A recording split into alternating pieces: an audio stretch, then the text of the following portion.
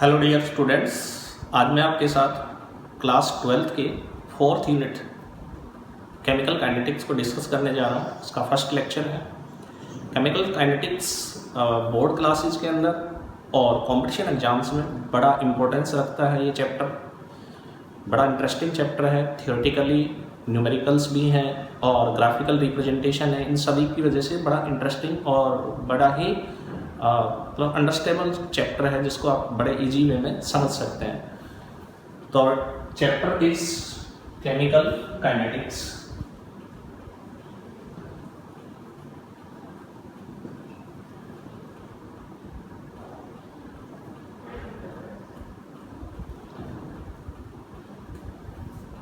Mechanics की दो branch होती हैं, थर्मोडायनामिक और एक केमिकल काइनेटिक्स। थर्मोडायनामिक जो है कि जो भी प्रोसेसेस होते हैं, केमिकल प्रोसेसेस होते हैं, उनके एनर्जी चेंजेस के साथ डील करता है। वो नंबर ऑफ पार्टिसिपेटिंग स्पीसीज, उसकी मैकेनिज्म क्या होगी या उसकी रेट क्या होगी, कितने टाइम में वो प्रोसेस प्रोसीड होगा, इन सब चीज़ों के बारे में नहीं बताता। इन सब चीज़ों के बारे में कौन बताता है? केमिकल काइनेटिक्स बताती है कि रिएक्शन की रेट, यानी जो रिएक्टेंट है वो अपने गोल को कितनी देर में अचीव करेगा, अपने प्रोडक्ट को कितने टाइम बाद अचीव करेगा, ड्यूरिंग दिस अचीवमेंट उसकी रेट क्या होगी, उसमें कितने मॉलिक्यूल्स इन्वॉल्व होंगे, मीन्स मॉलिक्यूलरिटी, रिएक्शन का ऑर्डर क्या होगा, रिएक्शन की मैकेनिज्म क्या होगी, कौन कौन से फैक्टर रिएक्शन को अफेक्ट करेंगे, उस रिएक्शन का हाफ लाइफ टाइम पीरियड क्या होगा। इन सब चीज़ों के बारे में केमिकल काइनेटिक्स बताती है। So let us start. Chemical kinetics is the branch of physical chemistry which deals with rate of reaction,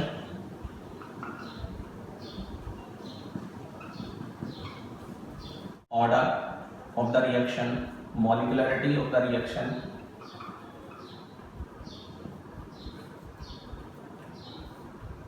mechanism of the reaction,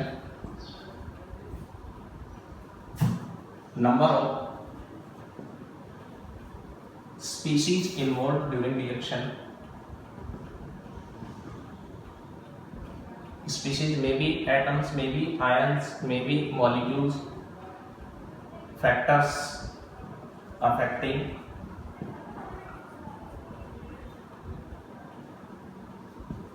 rate of reaction,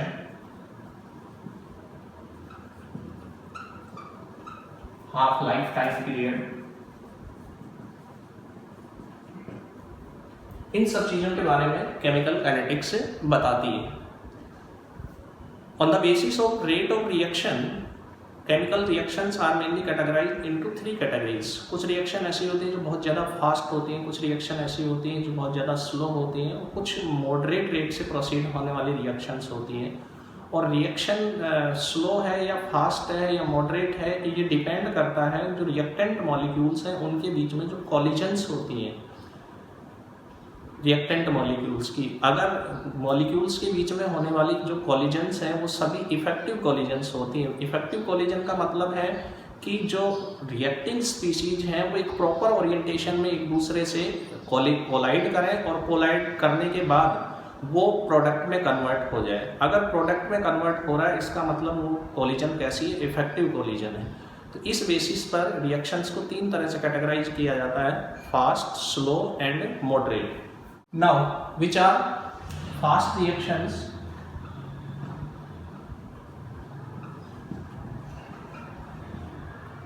Those reactions which proceed in fractions of seconds, नैनोसेकंड्स में ही जो complete हो जाती हैं, उनको हम fast reaction कहते हैं। और फास्ट रिएक्शन के लिए माना जाता है कि जितने भी रिएक्टेंट मॉलिक्यूल्स हैं, रिएक्टेंट मॉलिक्यूल्स के बीच में जो कॉलिजन्स हो रही हैं वो इफेक्टिव कॉलिजन्स हो रही हैं। मीन्स जो भी कॉलिजन हो रही है वो प्रोडक्ट में कन्वर्ट हो रहा है। रिएक्टेंट जितनी भी कॉलिजन्स है, वो चाहे किसी भी ओरिएंटेशन में रिएक्टेंट मॉलिक्यूल एक दूसरे से कोलाइड कर रहे हैं, वो एंड में किसमें कन्वर्ट हो रहा है? प्रोडक्ट में। That is called effective collision, जो डिपेंड करता है कॉलिजन फ्रीक्वेंसी और कॉलिजन फैक्टर के ऊपर डिपेंड करता है। तो इनमें जो होने वाली कॉलिजन्स है उनको क्या माना जाता है कि they all collisions are effective collisions, like neutralisation of acid and base. NaOH और HCl को मिक्स किया जाए तो ये NaCl और H2 बनाएगा, साथ में हीट रिलीज होगी।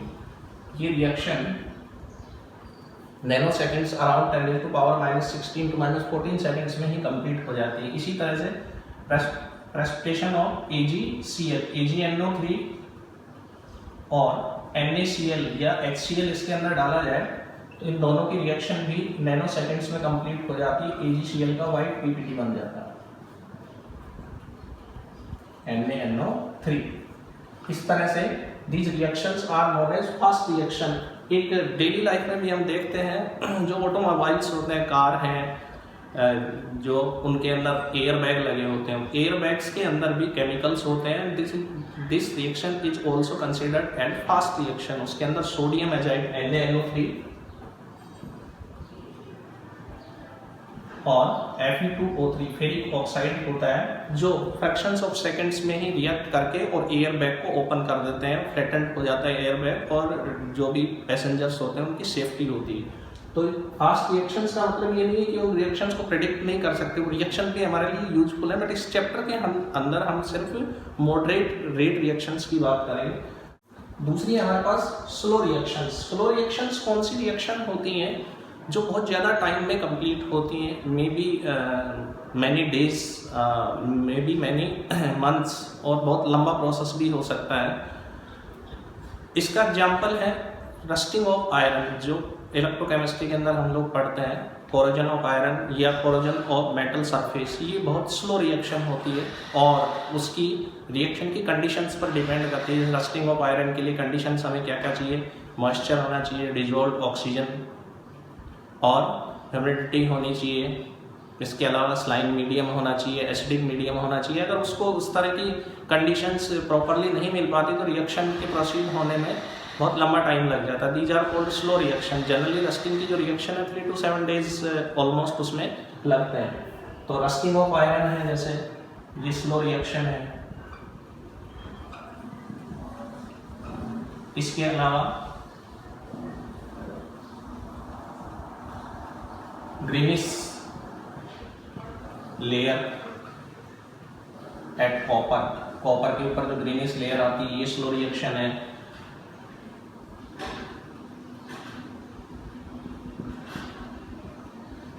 ग्रीनिश लेयर एट इलेक्ट्रोड्स और टर्मिनल्स ऑफ बैटरीज और सेल।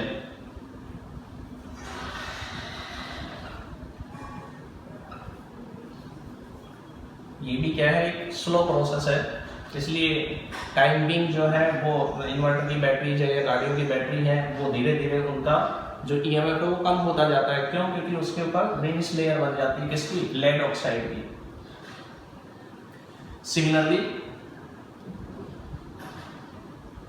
ब्लैकनिंग, ब्लैक सरफेस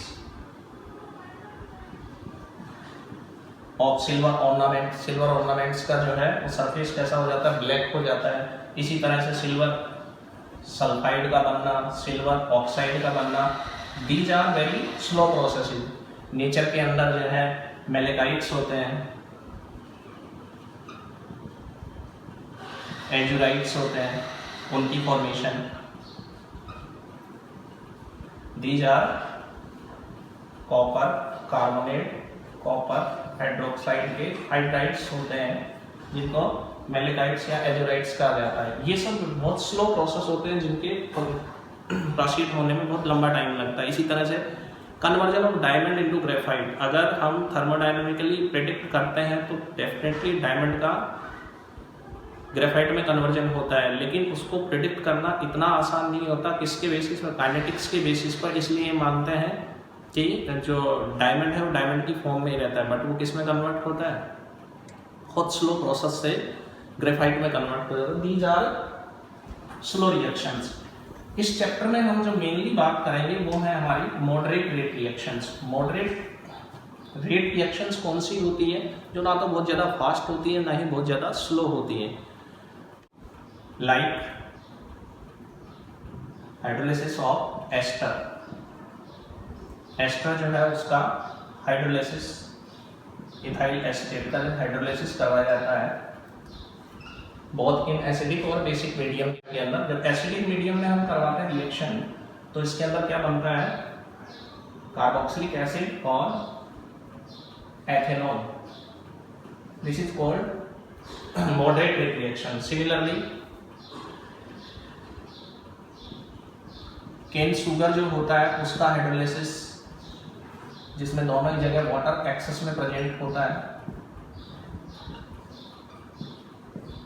ये भी एसिडिक मीडियम में होता है और इससे ग्लूकोज और फ्रुक्टोज बनता है C6H12O6, C6H12O6, glucose and fructose.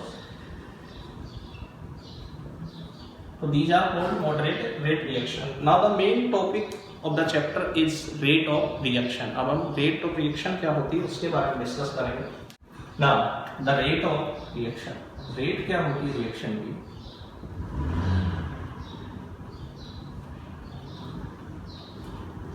What is rate of reaction? Change in concentration either reactant or product in given time. Reactant या प्रोडक्ट की कंसंट्रेशन में गिवन टाइम में कितना चेंज होगा, that is called rate of reaction. Change in concentration either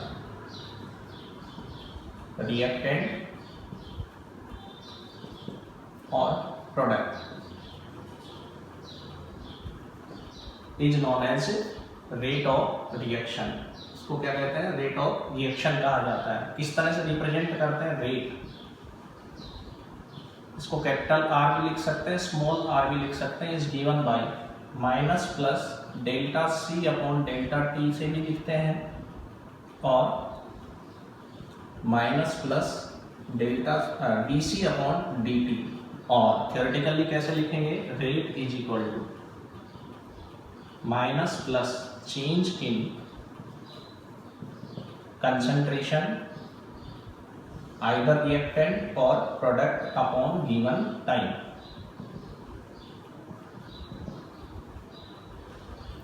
This is rate of reaction. Definition जो है इस तरह से दी जाती है, मैथमेटिकली इस तरह से इसको क्या किया जाता है? रिप्रेजेंट किया जाता है. पहले हम बात करते हैं कि जो रेट है उसकी यूनिट क्या होगी. ये जो है रेट हम बात कर रहे हैं किसके लिए? सॉल्यूशन फेज के अंदर जो रिएक्टेंट्स है उनकी फिजिकल स्टेट कौन सी है? सॉल्यूशन. तो हम बात कर रहे हैं यहाँ पर कंसंट्रेशन की. तो यूनिट ऑफ रेट इज क्या होगा? Concentration upon time. कंसंट्रेशन किसमें दी जाती है? मोल पर लीटर में अपॉन टाइम. तो जो जनरल यूनिट बनेगी वो क्या बन जाएगी? Mole litre inverse time inverse. और अगर हम इसको SI यूनिट में लिखते हैं तो क्या लिख सकते हैं इसको? Mole litre inverse second inverse. इस तरह से हम इसको रिप्रेजेंट करते हैं रेट की जो यूनिट होती है. इसको हम क्या लिख सकते हैं? मोलरिटी पर सेकेंड भी लिख सकते हैं, कैपिटल M सेकेंड इनवर्स. क्योंकि मोल पर लीटर क्या होती है? मोलरिटी होती है. ये तो बात है किसके अंदर? सॉल्यूशन फेज के अंदर. और अगर हमें वेपर फेज में दी हो तो वेपर फेज में क्या होगा? वेपर फेज में हम यहाँ कैसे डिफाइन कैसे करेंगे रेट को? Change in partial pressure, not pressure, partial pressure either reactant और product in given time. Change in concentration की जगह क्या आ जाएगा? पार्शियल प्रेशर आइदर रिएक्टेंट और प्रोडक्ट. और जब प्रेशर आता है, प्रेशर के केस में क्या लिखेंगे? Rate is equal to unit क्या बन जाएगी? प्रेशर की यूनिट एटमॉस्फेयर होती है अपॉन टाइम, या हम क्या लिख सकते हैं? Bar upon time. प्रेशर को किस में रिप्रेजेंट करते हैं? बार में भी रिप्रेजेंट करते हैं, एनटीपी पर. तो यूनिट क्या बन जाएगी? एटमॉस्फेयर टाइम इनवर्स या बार टाइम इनवर्स. अब अगर टाइम को हम किस में रिप्रेजेंट करें? सेकेंड्स में रिप्रेजेंट करें तो क्या लिखते हैं? एटमॉस्फेयर सेकेंड इनवर्स और बार सेकेंड इनवर्स. इस तरीके से हम क्या करते हैं? इसकी यूनिट्स देते हैं रेट की. तो अभी तक हमने बात की इसको कैसे रिप्रेजेंट किया जाता है, रेट ऑफ रिएक्शन कैसे देते हैं, उसकी डेफिनेशन क्या है? Rate is equal to minus plus delta C upon delta T और minus plus D C upon D T. इस तरह से हमने रिप्रेजेंट किया किसको? रेट को.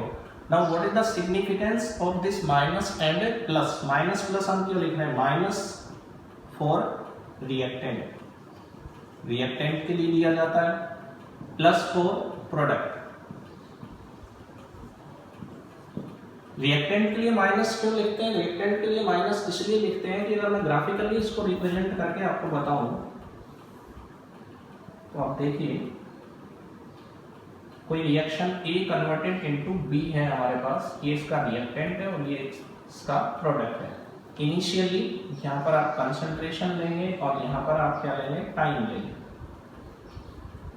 इनिशियली जो A की कंसंट्रेशन होती है वो हाई होती है और B की जो कंसंट्रेशन होती है वो 0 होती है टाइम t = 0 पर। जैसे जैसे टाइम इंक्रीज होता है, जो A की कंसंट्रेशन है वो डिक्रीज होने लग जाती है और B की जो कंसंट्रेशन है वो इंक्रीज होने लगता है।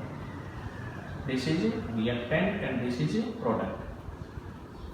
अब देख रहे हैं टाइम के साथ रिएक्टेंट की जो कंसंट्रेशन है वो कम होती जा रही है और प्रोडक्ट की कंसंट्रेशन बढ़ती जा रही है। तो रिएक्टेंट के केस में माइनस से रिप्रेजेंट करते हैं और प्रोडक्ट के केस में हम किससे रिप्रेजेंट कर रहे हैं? प्लस से। Minus indicates the decreasing concentration of reactant और plus indicate the increasing concentration of product. और वी कैन से माइनस किसको रिप्रेजेंट करता है? Disappearing rate.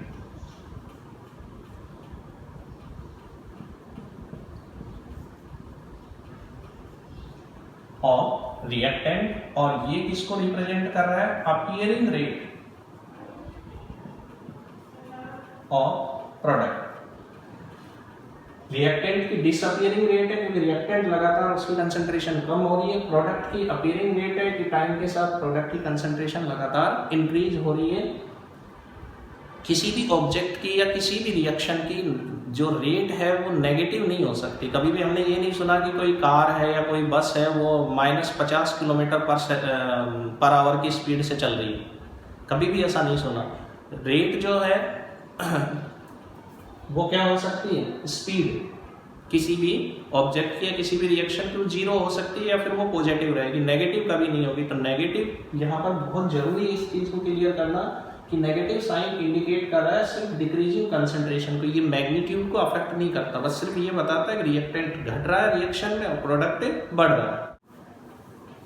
Now we have again the same example, A converted into B, A reactant and B product.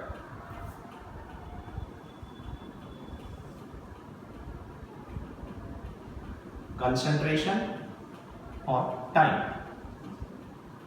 Initially अभी हमने बात की A की जो कंसंट्रेशन है वो हाई होती है और धीरे धीरे टाइम के साथ क्या होता जाता है? इसकी कंसंट्रेशन कम होती जाती है।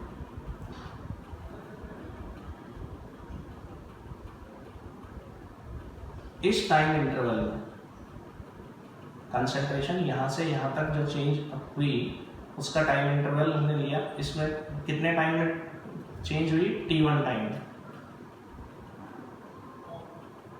यहाँ से यहाँ तक की जो कंसंट्रेशन है वो t2 टाइम में चेंज हुई। यहाँ से यहाँ तक की जो कंसंट्रेशन है वो t3 टाइम में चेंज हुई।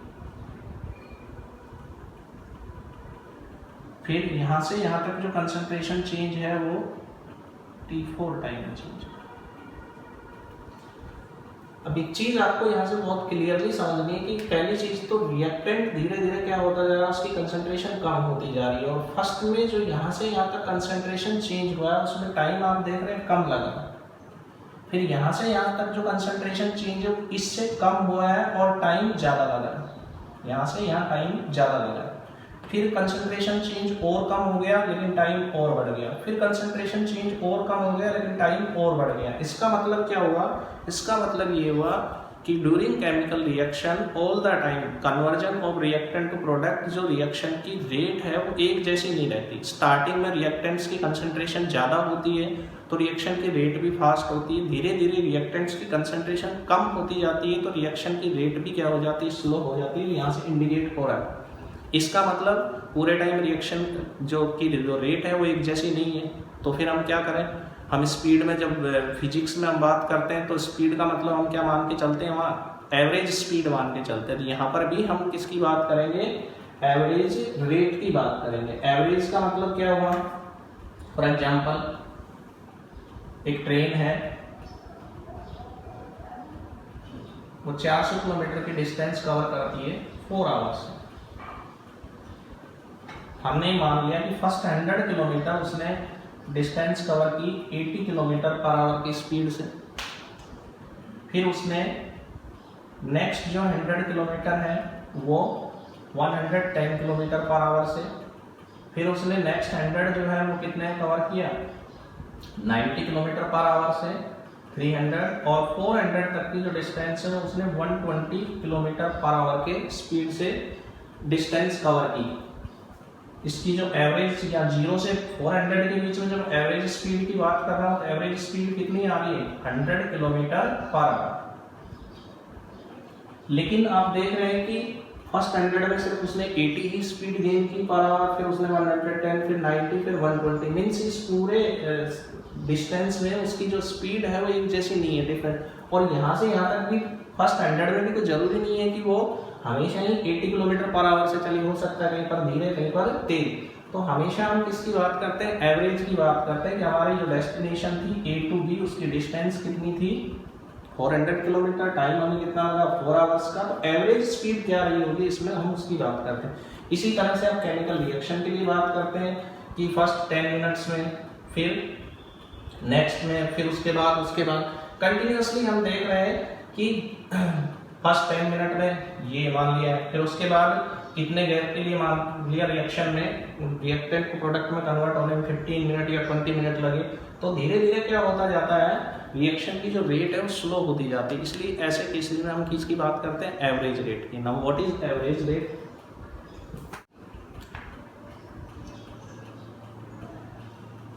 Average rate of reaction.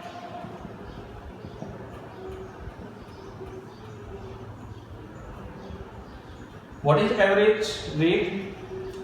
Change in concentration either reactant or product in given interval of time। एक particular interval of time में reactant और product की concentration में कितना change हो रहा है, that is called average rate। और average rate को किससे दिया जाता है,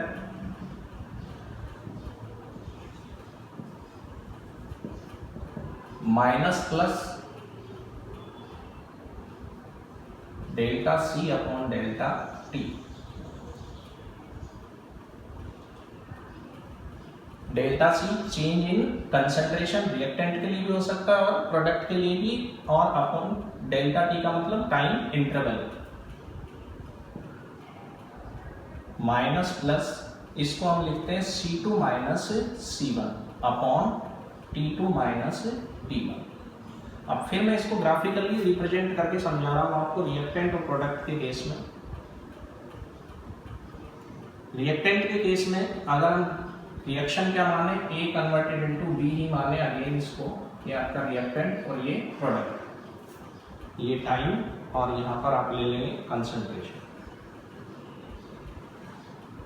एक ही कंसंट्रेशन धीरे धीरे रिएक्शन में क्या होगी, डिक्रीज होगी। हमें टाइम T1 पर कोई टाइम मैंने लिया, उस पर जो कंसंट्रेशन थी वो कितनी थी, C1। फिर मैंने टाइम T2 पर कंसंट्रेशन की बात की, दिस इज C2। ये रिएक्टेंट का केस है। जैसे ही टाइम बढ़ा कंसंट्रेशन कम होगी। तो इन केस ऑफ रिएक्टेंट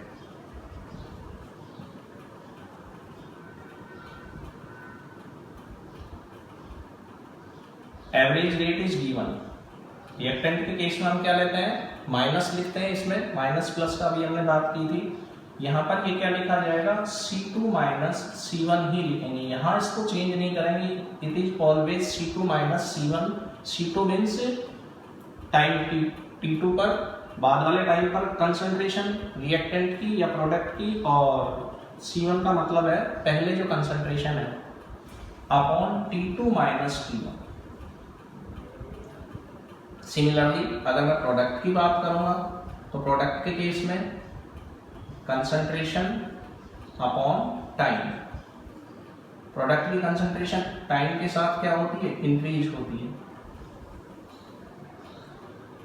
ये मान लिया B है प्रोडक्ट हमारा, टाइम के साथ धीरे धीरे कंसंट्रेशन इंक्रीज होगी। अब एक टाइम T1 पर मैंने इसकी कंसंट्रेशन ली, वो क्या है आपके पास C1। फिर मैंने टाइम T2 पर कंसंट्रेशन की बात की, तो वो क्या आ गया आपके पास C2। अब अगर हम प्रोडक्ट के केस में बात करेंगे तो प्रोडक्ट के केस में जो एवरेज रेट दी जाएगी वो एवरेज रेट कैसे देंगे, प्लस माइनस किसके लिए था, रिएक्टेंट के लिए, प्लस किसके लिए, प्रोडक्ट के लिए, again C2 minus C1 upon T2 minus T1। Purpose क्या है इन दोनों को लिखने का, इन दोनों को लिखने का पर्पज ये है कि आप यहाँ पर देखिए, आप C2 की वैल्यू कम है और C1 की वैल्यू ज्यादा है, तो इन दोनों का जो रिजल्टेंट वैल्यू आएगी वो माइनस में आएगी और माइनस माइनस क्या हो जाएगा, प्लस, यानी आपकी जो रेट है वो कैसी आएगी, प्लस। मैंने अभी बात की थी पहले भी कि रेट या स्पीड नेगेटिव नहीं हो सकती, वो क्या आएगी, पॉजिटिव आएगी। नेगेटिव सिर्फ इस चीज को इंडिकेट कर रहा है कि कंसंट्रेशन C1 से C2 डिक्रीज हुई है इस टाइम इंटरवल में। यहाँ पर पॉजिटिव इस चीज को इंडिकेट कर रहा है कि टाइम T1 पर कंसंट्रेशन C1 थी, टाइम T2 पर कंसंट्रेशन कितनी होगी, C2 होगी, यानी इस टाइम इंटरवल में जो प्रोडक्ट है उसकी कंसंट्रेशन बढ़ी है। तो यहाँ पर C2 माइनस C1 जब लिखेंगे तो जो इसका रिजल्टेंट वैल्यू आएगी वो प्लस आएगी, बाहर भी प्लस है, तो फिर स्पीड आपके पास क्या आ जाएगी, रेट, यानी ये रेट ऑफ प्रोडक्ट है और ये आपकी रेट ऑफ रिएक्टेंट है, rate of reactant. Rate of reactant भी आपकी पॉजिटिव आ रही है, रेट ऑफ प्रोडक्ट भी आपकी पॉजिटिव आ रही है, इसलिए बार बार इस चीज को इंडिकेट किया जा रहा है यहाँ पर कि नेगेटिव का मतलब ये नहीं है कि वैल्यू नेगेटिव आएगी, नेगेटिव का मतलब सिर्फ इतना है कि यहाँ पर जो कंसंट्रेशन है वो रिएक्टेंट की टाइम के साथ कम होती है और प्रोडक्ट की कंसंट्रेशन टाइम के साथ बढ़ती है। अब इसके एग्जाम्पल को कंसीडर करते हैं, कोई एग्जाम्पल इसका लेकर के चलते हैं। दोनों के केस में मैं बात करूंगा, रिएक्टेंट और प्रोडक्ट के केस में, कि किस तरह से आपको एग्जाम्पल्स को सॉल्व करना है। बोर्ड में पूछा जाता है क्वेश्चन इस तरह का, एवरेज रेट के क्वेश्चंस काफी आते हैं, आपके कॉम्पिटिशन एग्जाम्स में भी आते हैं। एक केमिकल रिएक्शन है,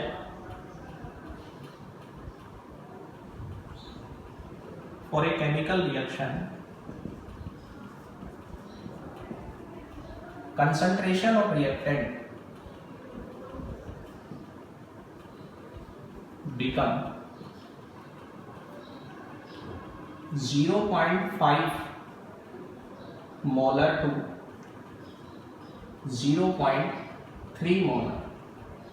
कंसंट्रेशन कितनी हुई, 0.5 मोलर से 0.3 मोलर या मोल पर लीटर भी कह सकते हैं। कितने टाइम में, इन 10 मिनट्स, 10 मिनट में जो रिएक्टेंट की कंसंट्रेशन है वो 0.5 से 0.3 होगी। What is the average rate, तो average rate is equal to, average से पहले हम बात करें, गिवन जो क्वांटिटीज है वो हमारे को क्या क्या है, गिवन। हमेशा जो फर्स्ट कंसंट्रेशन है उसको C1 और सेकंड कंसंट्रेशन है उसको क्या मानेंगे, C2, whether it is reactant और प्रोडक्ट कोई भी हो, आप पहले वैल्यू को क्या मानेंगे, C1, दूसरे को C2। तो गिवन क्या है, C1 is equal to 0.5 m। उससे कंसंट्रेशन C2 जो चेंज हुई वो कितनी होगी, 0.3 m। टाइम हमारा कितना लगा, 10 मिनट्स। ये 10 मिनट्स क्या है, इंटरवल है, 0.5 से 0.3 कन्वर्ट होने में कितना टाइम लगा। यहाँ पर मान लिया 10:10 थी और यहाँ पर 10:20 होगी, तो उस कंडीशन में टाइम इंटरवल 10 मिनट्स का आ गया। देयरफॉर एवरेज रेट, चूंकि रिएक्टेंट की बात कर रहा है, chemical reaction, concentration of reactant, sorry, concentration of reactant 0.5 m से 0.3 m होगी 10 मिनट में। तो एवरेज रेट क्या आएगी, average rate is given by minus C2 minus C1 upon T2 minus T1। अब आपका C2 जो वैल्यू है वो क्या है, 0.3 माइनस C1 क्या है, 0.5 डिवाइडेड बाय टाइम इंटरवल कितना है, 10। दोनों से जो रिजल्टेंट वैल्यू आएगी 0.2 किस में आएगा, माइनस में, या 0.2 किस में आएगा, माइनस में, लेकिन माइनस माइनस क्या हो जाएगी, plus. 0.2 divided by 10 this is equal to 0.02 molar per second per minute. से मिनट्स में दिया है टाइम तो पर मिनट, या इसको अपन क्या लिख सकते हैं, 0.02 मोल पर लीटर पर मिनट। इस तरीके से आप क्या करेंगे, रिएक्टेंट के केस में सॉल्व करेंगे। कोई भी न्यूमेरिकल अगर आपको दिया है कि रिएक्टेंट की कंसंट्रेशन अगर दिस टू दिस होगी, उसका टाइम अगर आपको दे रखा है इंटरवल, तो आप क्या करेंगे, फॉर्मूला इस तरह से यूज करेंगे। C2 आपकी हमेशा रिएक्टेंट के केस में लोअर कंसंट्रेशन रहेगी और C1 हायर कंसंट्रेशन रहेगी। टाइम आपका T2 माइनस T1 जो इंटरवल दिया है। सिमिलरली एक मैं एग्जांपल लेके चल रहा हूँ किसका, प्रोडक्ट का। In case of product in a chemical reaction,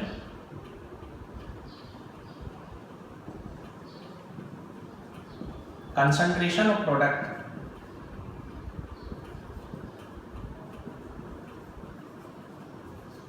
become 0.2 mole per liter to 0.6 mole per liter in 20 seconds। 20 second में कितनी होगी, 0.2 मोल से 0.6 मोल मीन्स इंक्रीज हुई। Then what is average rate of the reaction, तो given क्या है हमें, given है हमें मैंने बताया था पहली कंसंट्रेशन आप C1 इज इक्वल टू 0.2 मोल पर लीटर और C2 आपका क्या हो गया, 0.6 मोल पर लीटर। टाइम कितना इंटरवल दिया आपको, 20 सेकेंड्स का, तो 20 सेकेंड्स। अब एवरेज रेट अगर हम निकालेंगे तो average rate is equal to C2 minus C1 divided by T2 minus T1, plus में रहेगा C2 0.6 C1 0.2 divided by 20, this is equal to 0.4 upon 20, 0.2 by 10 और अगेन 0.02 मोल पर लीटर पर सेकेंड। ये आपके पास क्या आ जाएगी, इसकी एवरेज रेट आ जाएगी रिएक्शन की। तो दोनों केसेज में ही, रिएक्टेंट के केस में भी, प्रोडक्ट के केस में भी रेट हमेशा क्या रहेगी, पॉजिटिव रहेगी। इसको आपको अच्छे से समझ लेना है। इसके बाद वाले लेक्चर में हम बात करेंगे इंस्टेंट रेट की। इंस्टेंट रेट भी बहुत इंपॉर्टेंट है। इंस्टेंट रेट किसी पर्टिकुलर इंस्टेंट ऑफ टाइम पर, जैसे मान लिया रिएक्शन सुबह 10 बजे हमने स्टार्ट की और किसी ने कहा कि 10:15 पर रिएक्शन क्रिएट किया, फिर एक पर्टिकुलर टाइम पर जब हम बात करते हैं that is called instant rate. उसकी अगले लेक्चर में बात करेंगे। Thank you.